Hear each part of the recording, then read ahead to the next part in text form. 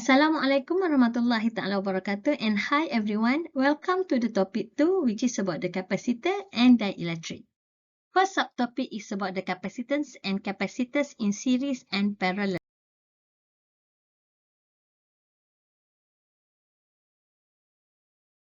Basically, capacitor consists of two parallel metal plates separated by an insulator known as dielectric. The ability of the capacitor to store charge is measured by its capacitance. Capacitance is defined as the ratio of the charge on either plate Q to the potential difference V between them, given by the equation of C is equal to Q over V. Do take note that the unit for capacitance is farad, the unit for charge is coulomb, and the unit for potential difference is volt. Here are the example of arrangement of few capacitors in a circuit. Do take note that point A and B are connected to the electric source. Point A and B also important to identify either it is parallel or series combination of the capacitor. Referring to this diagram, you can calculate the effective capacitance following the equation in the next table. The table shows the relationship and equation between the series and parallel combination of the capacitor for the effective capacitance, for the charge, and also the potential difference. The work done to charge the capacitor is stored as energy in the capacitor. So the energy stored in the capacitor given by the equation of half QV or half CV square or half Q square over C. You can use either one, depends on the information given in the question. Do take note that the unit for energy stored in the capacitor is joule.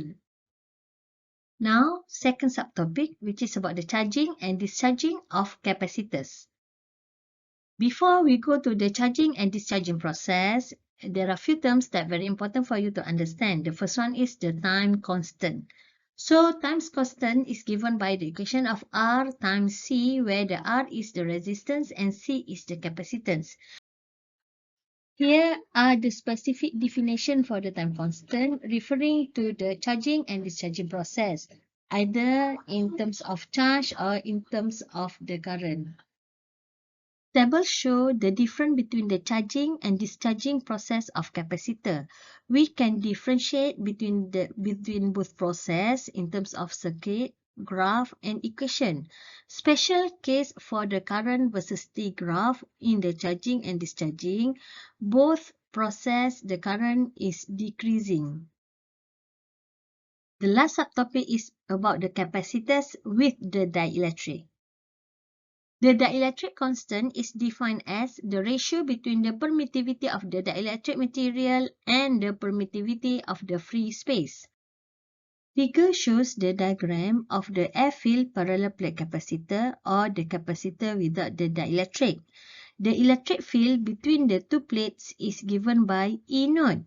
And the capacitance for the parallel plate capacitor without dielectric is given by the equation of C naught equal to epsilon naught A over D. When the dielectric is inserted, the molecule of the dielectric tend to become oriented with their positive end point to the negative plate and their negative end point to the positive plate. This will produce the reverse electric field ER inside the dielectric. When the dielectric is fully inserted between the two plates of the capacitor, the new electric field or the resultant electric field is decreases. This will cause the potential difference between the two plates is decreased, and the capacitance of that capacitor will increase. There are three effects of dielectric on a parallel plate capacitor as shown. And here are the relationship between the dielectric constant with the capacitance of the capacitor, potential difference, and also the electric field. Okay, thank you so much everyone, and don't forget to subscribe my channel. Bye!